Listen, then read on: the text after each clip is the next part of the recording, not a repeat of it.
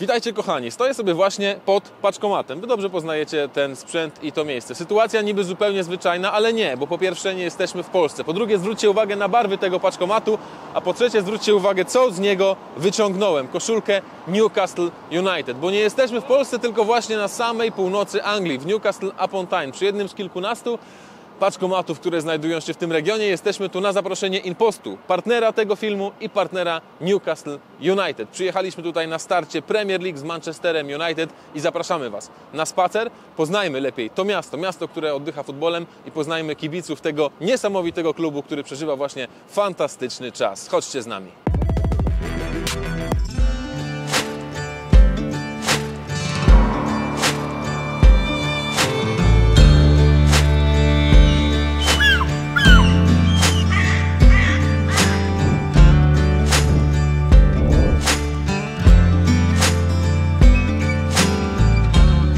First of all, please tell me your story, because you are not from here, you are not Geordie. No, I'm not a Geordie. You are quite from far away. But in my heart, I'm a Geordie, right? I'm from Iceland. I am the chairman of the Icelandic supporters of Newcastle. And we are here, 30 people together, for a group trip to enjoy our team playing against Man United at St. James's Park. So for me, actually, being my first trip coming here, it's I feel like a kid.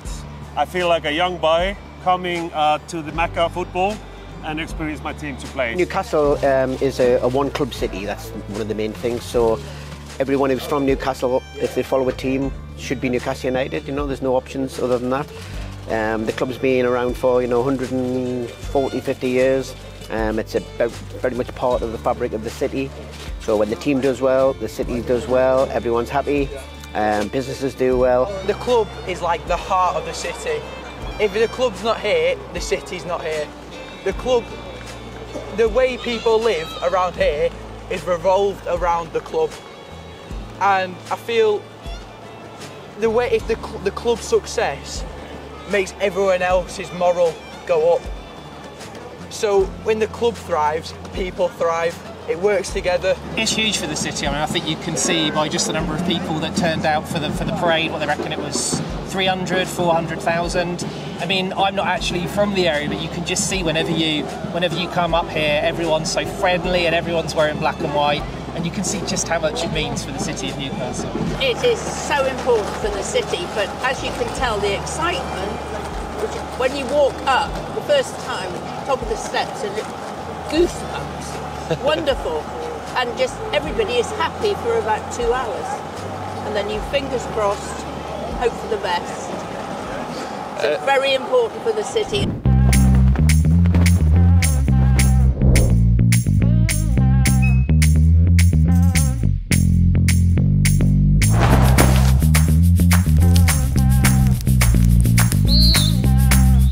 To jest bardzo dobry moment, żeby tu przyjechać, bo klub jest świeżo po wygraniu Pucharu Ligi Angielskiej. W finale zdominowali i pokonali Liverpool i zdobyli pierwsze krajowe trofeum, uwaga, od 70 lat. Ale to ma być dopiero początek.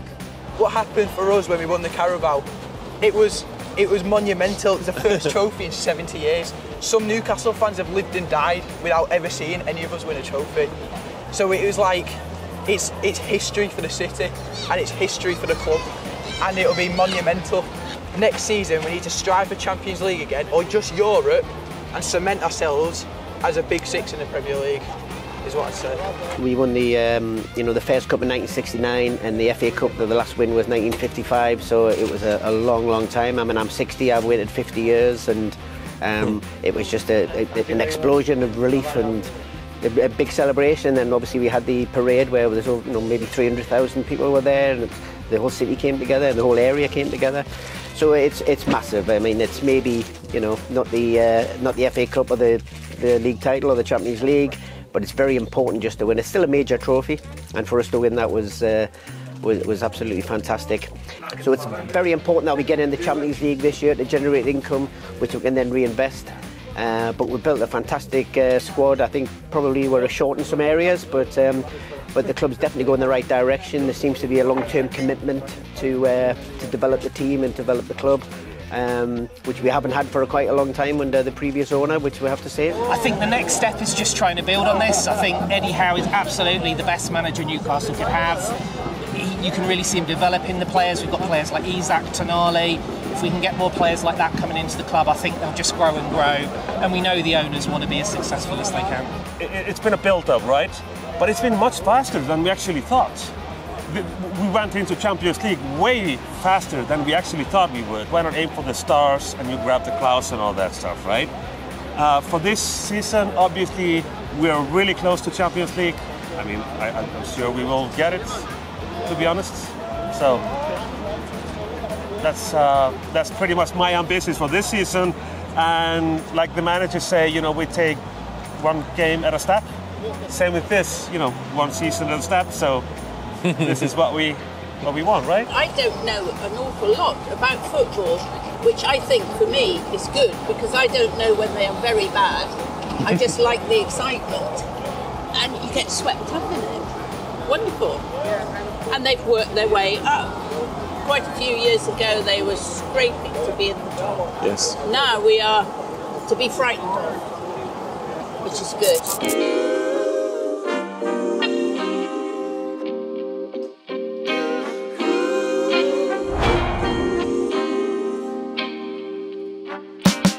Ostatni kibice Newcastle United opuszczają stadion, opuszczają go w doskonałych nastrojach po świetnym występie ich ukochanej drużyny. 4-1 Newcastle United pokonuje Manchester United. To był taki występ, którego nie powstydziłby się ani Alan Shearer, który zresztą był na tym meczu, ani świętej pamięci Sir Bobby Robson, ani Kevin Keegan, któremu kibice Sroki poświęcili dzisiaj efektowną przedmeczową oprawę na 3 różnych trybunach. Sam mecz też był efektowny.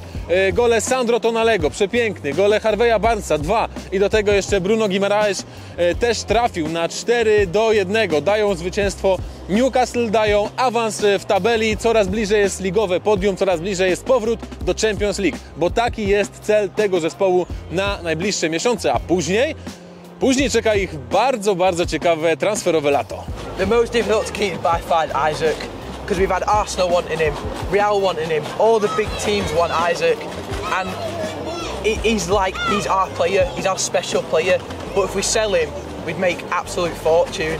So it's whether maybe to help the club go forward, selling him might be the correct idea, but he's our top man, he's our goal scorer, and he's a face of our club currently.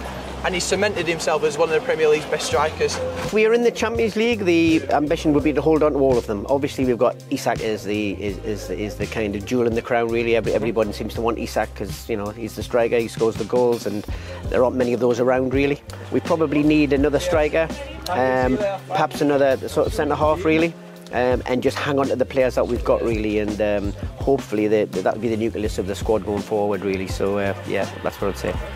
I mean, you'd think the most difficult to get would be Alexander Isak. He's just an unbelievable footballer. He's one of the best I've ever seen. You'd like to think he's seen the project there, he sees what it's all about. Hopefully now, with the financial restrictions eased a little bit, we'll be able to see them bring in maybe 2 or 3 first-team regulars that can come in and really challenge those players. But they're going to have a fight on their hands because you've got someone like Jacob Murphy, who you wouldn't see as a traditional star, but he's been unbelievable this season. And I know they're targeting the right winger, but he's going to have to be some player to get Jacob out of the team. Well, it can only get better, but personally, I think it would be nice just to stay at St James, not to move the club up the road. It's only going to be for about 10,000 people, I think. But this is the heart of the game, and the city is here at St James. But I'm not a football know-all, you know? I just enjoy it.